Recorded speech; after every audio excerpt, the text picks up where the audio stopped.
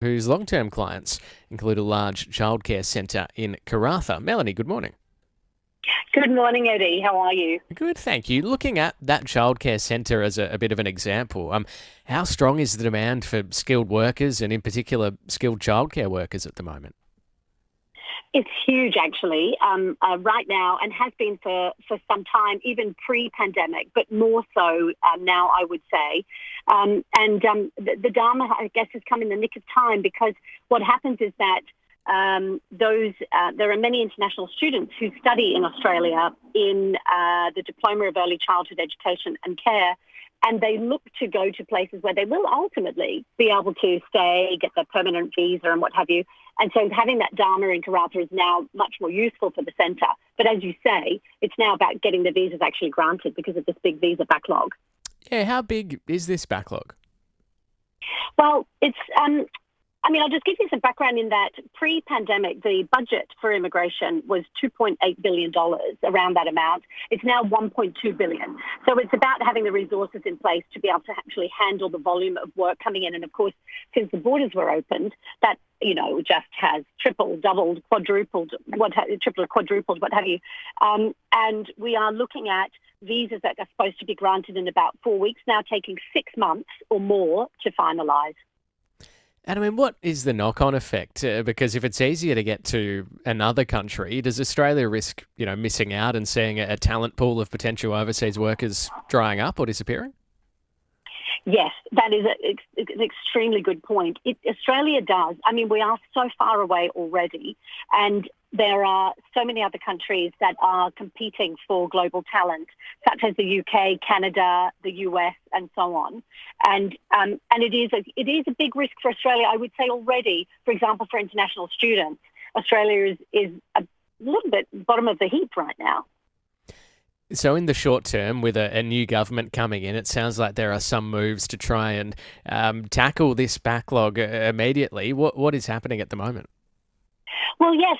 Anthony Albanese, our new PM, has actually made a commitment to look at this backlog. Whilst the unions are saying, that we must have training for young Australians and what have you, the reality is that businesses are absolutely crying out for workers. And as long as that backlog is in place, they're just not going to be coming into the country. So he has put that commitment in place. Let's hope that he can walk his talk. And in the longer term, what do you think it will take to avoid a similar backlog from building up in the future and I guess generally make the system smoother?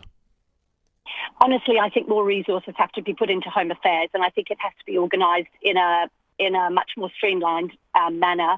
There are so many supposed priority visa applications, but the problem is the priority list just keeps growing and growing and being added to. I just think a lot more thought needs to be put into these visa applications, and also more places given to permanent residents, because everyone has, well, probably some people maybe didn't know already, but pre-pandemic we had 190,000 places being given for permanent residents. That was then reduced to 160,000. So you've got 30,000 places left for a start. So and I know that Labor were looking at, during their electoral campaign, were talking about increasing the number of permanent residence places. So that is one place that they could start.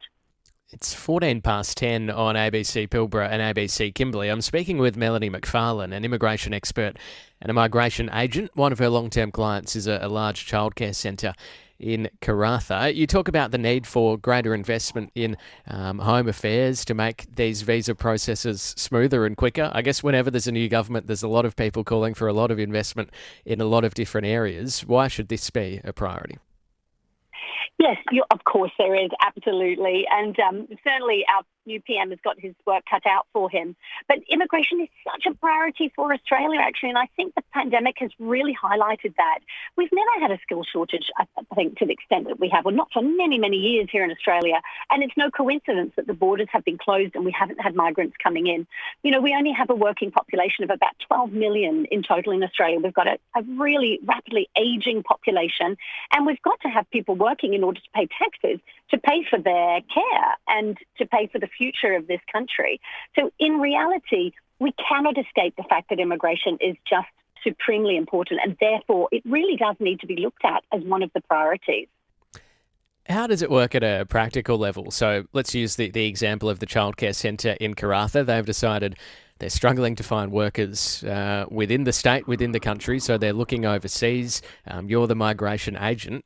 What happens? What are the steps that you take when you are trying to recruit from overseas to fill a position? Well, I mean, we advertise. We have ways of advertising and contacts with early childhood teachers and so on overseas. Ireland is one of those places actually because their qualification, the way that they study is very similar to the early childhood framework here in Australia. And so we need to recruit, we need to get their CVs, the centre needs to approve them, interview and so on, reference check, then actually apply for their visas. But the centre has to undertake 28 days of labour market testing, first of all, to actually show that they cannot recruit locally. And that process is quite tricky. There's an ad they have to put on Job Active, which they need their MyGov ID for, and everything. It's very bureaucratic and it's quite problematic, to be honest. And so there's definitely no doubt that the company cannot recruit locally in order to be able to sponsor. And so that's the process we go through. We also do it onshore for, as I said, those students who are already or have finished their studies in early childhood care and education here in Australia. What is harder, finding the individual to fill the role or getting them through the visa processes? To be honest, it's getting them through the visa processes because it's just the length of time. As I mentioned, there's that 28 days of labour market testing, the advertising for the role initially, and that can drag on because companies, they're so busy and it takes them time to set that up and so on, and then the actual visa processing itself. So at the beginning of this year, we wanted to bring in an early childhood teacher for a centre in a different part of Australia. It was supposed to take a month to bring that teacher over. In the end, I think it took 6 months. And that was only because the centre owner stormed into the office of their local MP and managed to get something done that way.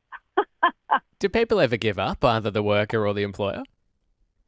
They can do, yes, because of this process, and they think, wow, this is just all too hard.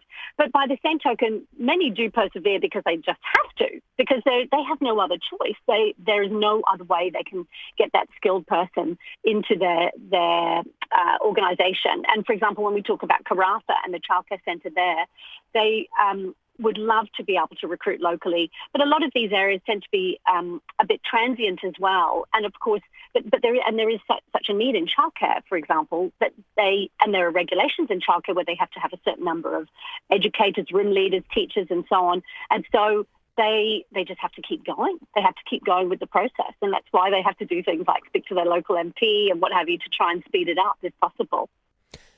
One of the reasons why there are skills shortages in the Pilbara, the Kimberley, the Gascoyne is a lack of available housing and other, I guess, concerns or perceptions about living here, such as issues with youth crime. Do you ever find that potential overseas workers are conscious of these? Do they ever bring it up and say, oh, should I be worried that, there won't be a place to live or whatever the case might be?